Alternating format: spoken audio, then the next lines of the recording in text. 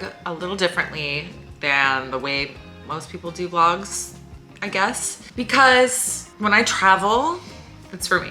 I'm not really an influencer and I don't really know how to be. I kind of tend to be a little too in the moment, to be making videos of everything I'm doing, at least the talking to camera kind. And this trip to LA was really important for me. So rather than the, hey, I'm in LA, we just got here type of vlog, I'm just gonna be telling you stories and showing you some footage of the trip. You'll see, I'm gonna become a professional YouTuber eventually. In the meantime, here's the backstory on my trip to California. I have wanted to move to LA for years.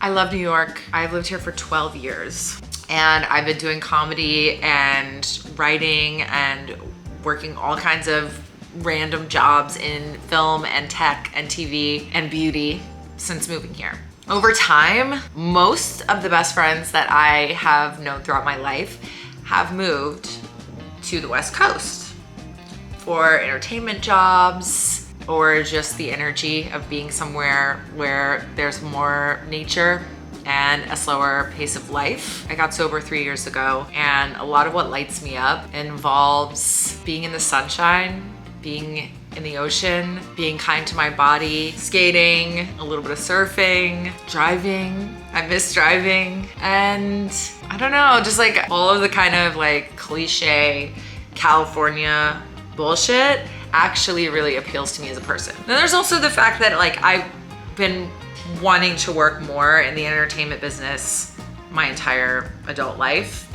So to me, I've always thought of New York and LA as my two kind of only options for living. I know that that's like closed-minded and I need to like come up with maybe a more open-minded way of viewing things for myself, but this is the state of mind that I've been in for kind of a while. Jesus Christ, there's so much traffic outside, like I can't do this. It's driving me to an early grave. To be inundated with noise and aggression on a daily basis. And I think we're both looking for a change.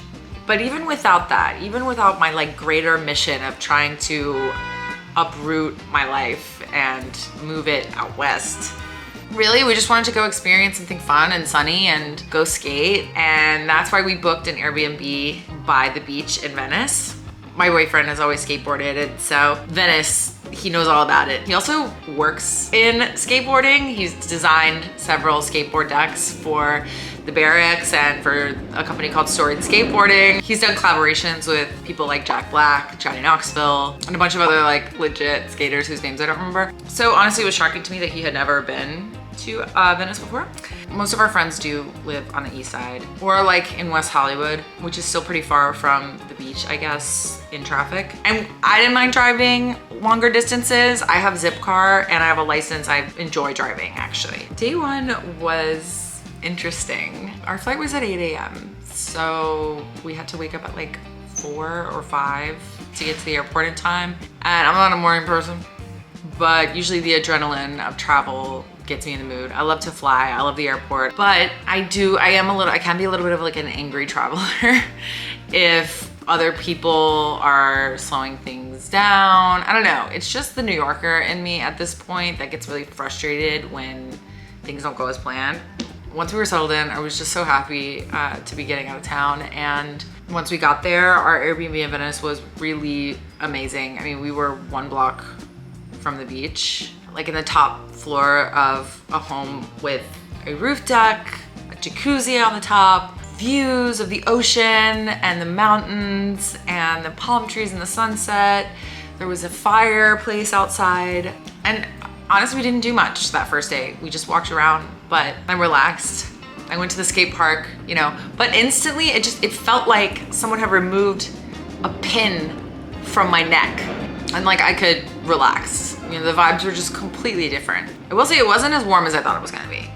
I brought a bunch of like beach clothes and it was like 60 degrees. It was really kind of stupid. I like instantly became this like LA person who was like immediately complaining about the weather being too cold, and it's like a relatively nice day, but you know, denim jacket weather, we love it. Day 2, I didn't get much footage of. We rented a zip car and we drove to Burbank to go to the Warner Brothers studios. I had never done anything touristy like that. I've never really seen the Walk of Fame. I've never done like the Hollywood sign hike. Usually when I go, it's to work on a project or to see friends in like Silver Lake Echo Park, and I don't really get a chance. Like touristy things, I don't know. I always thought of them as like corny and like stuff I wouldn't want to do, but the Warner Brothers tour was really fun. The people who give the tour are so approachable and sweet and nice, and they just drive you around on the studio lots all afternoon, and you get to see where all your favorite movies and shows have been filmed. It was just an all-around awesome time. I actually highly recommend it. I think it cost us like $75 a person to do it, but for like 4 hours of entertainment,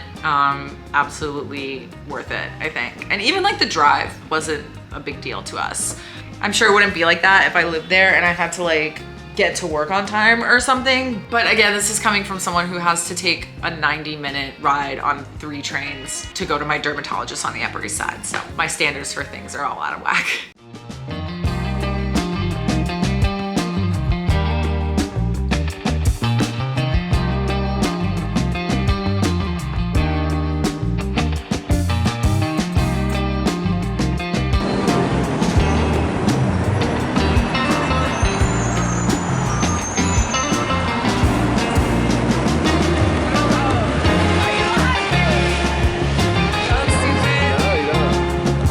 Gotta get the traffic in there.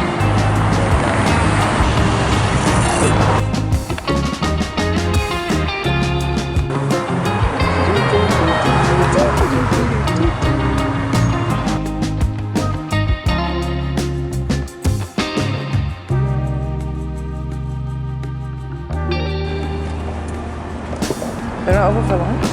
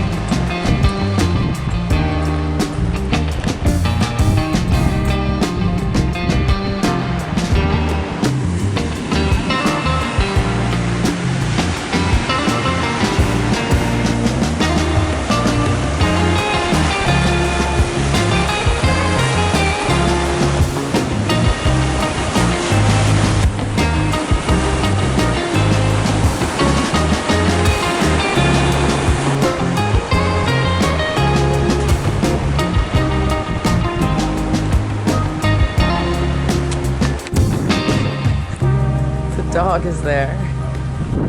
He's just filming the dog.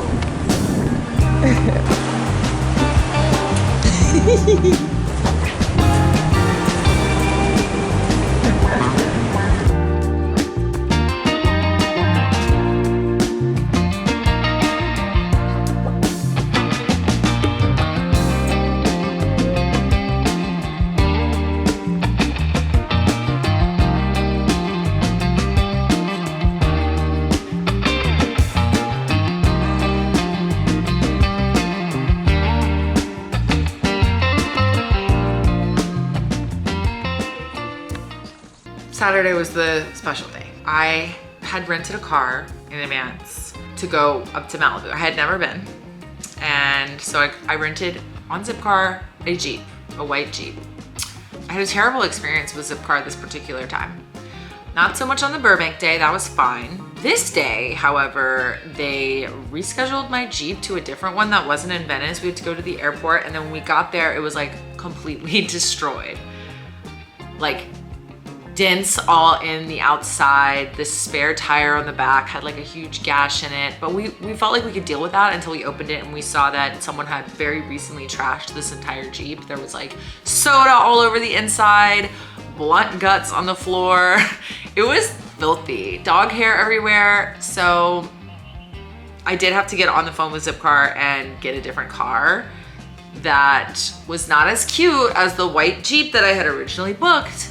But I was trying to be in my like Zen, California, no worries kind of energy. It's moments like these though where I like feel the New Yorker coming through, and I have to get on the phone and demand sort of what I'm entitled to for my money. And it's frustrating. I definitely don't ever want to be a Karen, but I also believe in like standing up for what you freaking deserve if you pay for some shit. So that was annoying. But once we got on the road, it really didn't matter. The only thing I would change is like maybe it would have been better if it was like a sunnier day that day, but it was just fun to drive up the PCH. It's something that has been on my bucket list since the Teenage Dream music video, and one day I'd like to drive the whole thing. We stopped at Malibu Seafood, and then we went to El Matador Bluffs, I guess they are. It's like a very beautiful cliffs area on the ocean. After that, we stopped at the other seafood place, Neptune's Net. And that was where I had probably the most interesting confrontation that I had in my entire time in California. There was a woman who was letting her dog run into the street on the Pacific Coast Highway, which is several lanes going either direction. People drive very fast on it. They had posters and signs all up and down the street about how many people had died on the PCH because of people driving too fast or drunk drivers or whatever. It's very much a known thing. But this woman was like parked on the side of the road, changing into her wetsuit and letting her unleashed dog just run all around. And the dog was straight up going in the street. It was not like a dog trained to be off leash, okay? And everyone at Neptune's Net was getting like really stressed out. So finally I was like, I'm gonna use my New York attitude to confront this woman. I have to. So I crossed the PCH, I went and talked to her, and I said, hey, is this your dog? Like, could you put it on a leash? It's really stressing everybody out. And she goes, actually, it's a she. And I was like, you must be joking. Basically, she gave me some attitude and she didn't end up putting her dog back on the leash. I don't know why. My boyfriend and I are big animal people, as are a lot of people. So everyone was really upset and kind of watching this exchange, trying to figure out what was going through her head and why she didn't care if her dog ran out into the highway. I guess some people are so committed to proving how laid back they are that they don't want to put a leash on their dog even when the dog is in danger.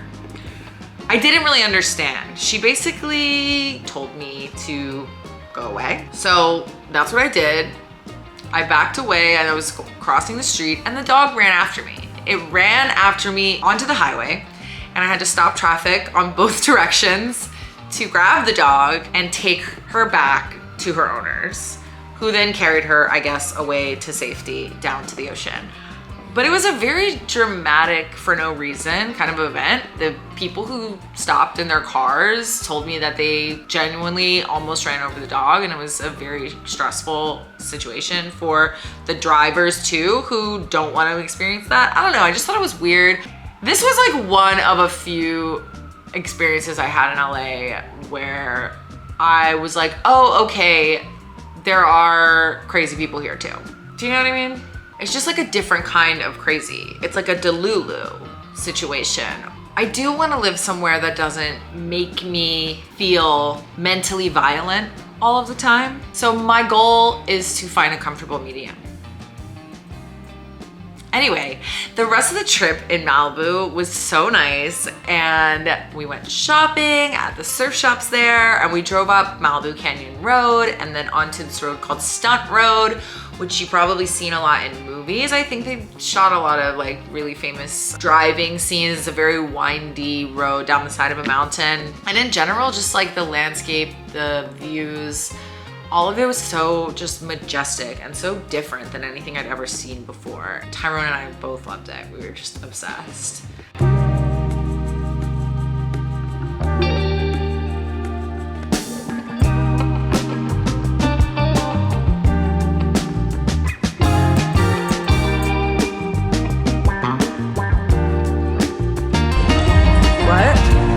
Forget about a car.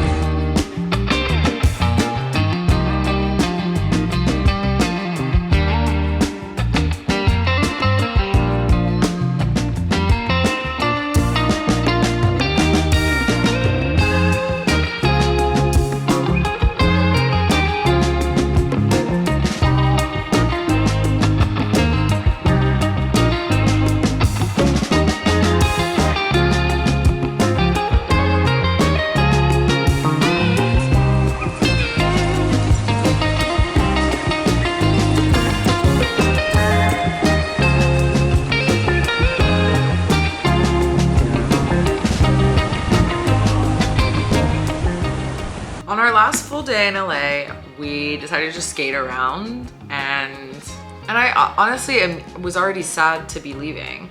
That night we got in the hot tub on the roof and watched the sunset and had a conversation about where we saw ourselves going with the rest of our lives. And I was pleasantly surprised that Tyrone loved LA, he loved California, but he still just wasn't sure about relocating, and I'm not either. There is something a little off-putting, I guess, about being more than 3,000 miles away from our family, but there's also a lot of opportunity, and it's tough. It's a tough thing. I think everybody goes on vacation and comes home and spends a few days on Zillow looking at property in that location, right?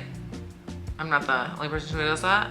But I realized that like, I can bring a vacation with me in my daily life if I want to. I can go skate in New York. It's definitely not the same as the Venice boardwalk, but I can carry myself with that laid back California energy if that's something that's like important to me, and it is. All in all, it was so fun. We spent a lot of money and we ate a lot of really good food. Fat Sal's, the milkshakes.